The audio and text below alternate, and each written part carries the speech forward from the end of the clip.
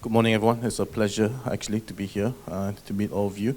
This is my very first time actually participating in APAC APAC activity. Previously, just so everyone knows who I am, what I do. My name is, you can call me Ren. I'm from University Brunei Darussalam. I'm an assistant professor at the Center for Advanced Materials and Energy Sciences. So actually, I'm a researcher more on the technical side. I work on working with nanocellulose and other kind of natural additives, preferably from recycled material, and use them as substitute in existing technology and solutions. My other role at the university is I'm the Deputy Director of Innovation under the Office for Assistant Vice Chancellor of Innovation and Enterprise at the university. So in this role, I lead the innovation team, so we try to encourage the supply of intellectual property rights from researchers and students and the community.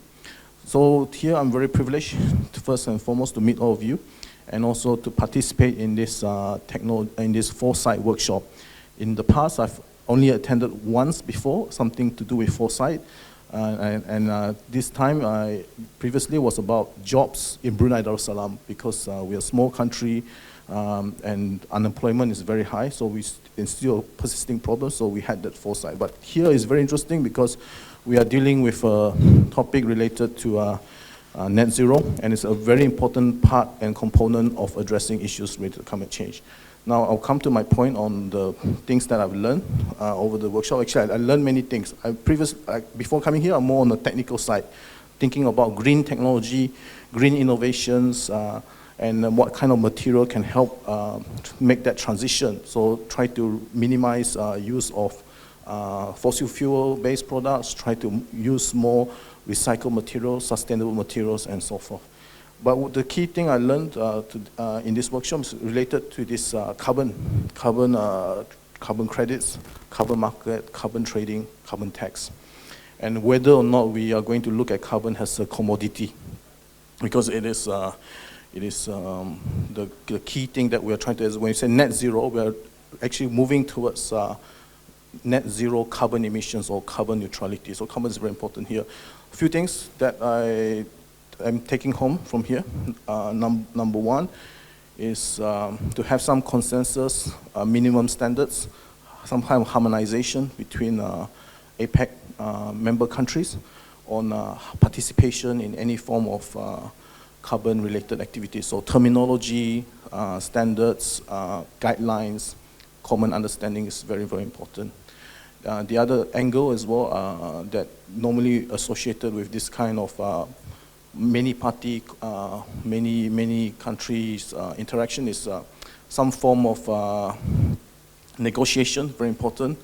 Some guidelines on how we address disputes, and also to look at not just about just trading in itself, but also local issues. There are cultures, so it's not just about we are talking about using the latest technology, using the latest scientific development. We also have to listen to the local communities, because there could also be traditional knowledge, traditional know-how that is useful for us to address this kind of net zero targets. And this just earlier, I think one of the most brilliant ideas I'm going to market now is this idea of a hybrid system where we will look at a combination of tax and also carbon market trading. The reason why is because carbon market trading allows people now to trade and exchange carbon credits cross-border wise, but the tax is very important to allow for local authorities to make interventions at the local level, and also to account for maybe mispricing in the market that we neglect. Here, you can put, there has to be a value to culture, to traditional know-how, to local communities, and this tax can help the local authorities to have the cash flow to make very important local interventions. Thank you.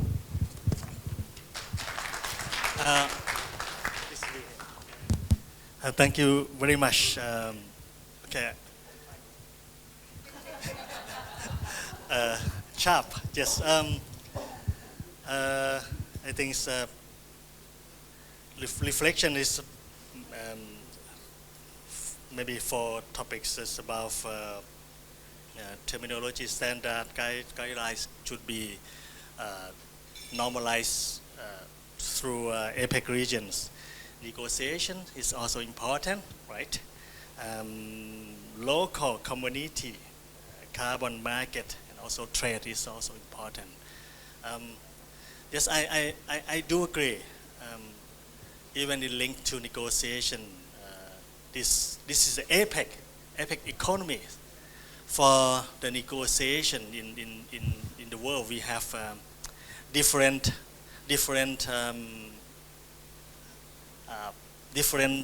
group, different politics, like Annex 1, non-Annex 1, and in non-Annex 1 we have AOCs, small islands. We have G77 and China. We have many groups, but every group is it might have some economy in APEC economy. So I think if we want to focus on the mandate of APEC, Asia Pacific Economic Cooperation, is economic trade, so it could link to this issue. I think this is quite a very important topic to be discussed, to be considered in the APEC forum.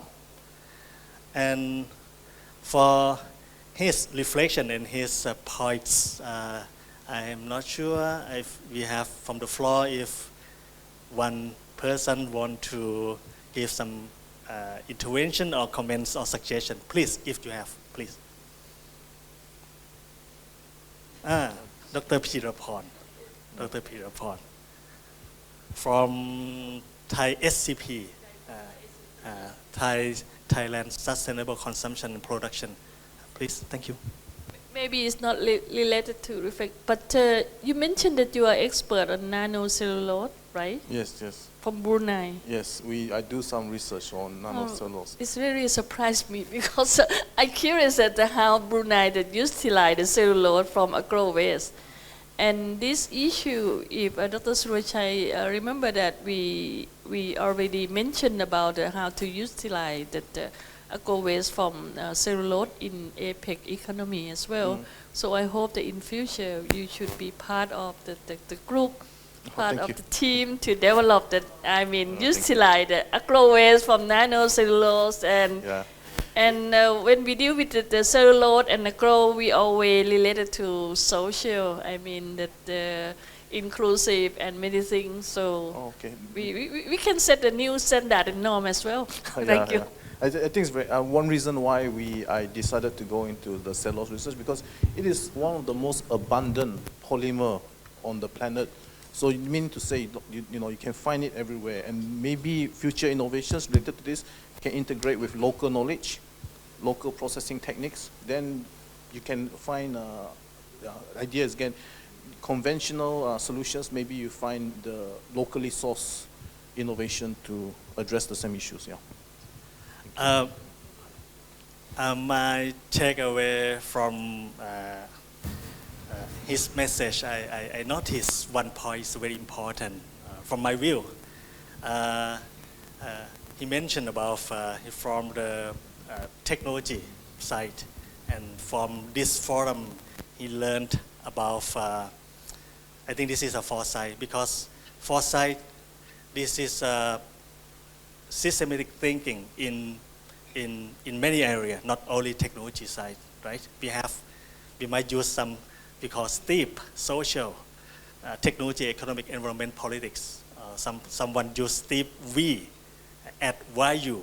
Someone use PESTEL, PESTEL, add legal. So it means foresight must include our area for consider the foresight activity. Thank you very much. Thank you very much. Thank you. Okay,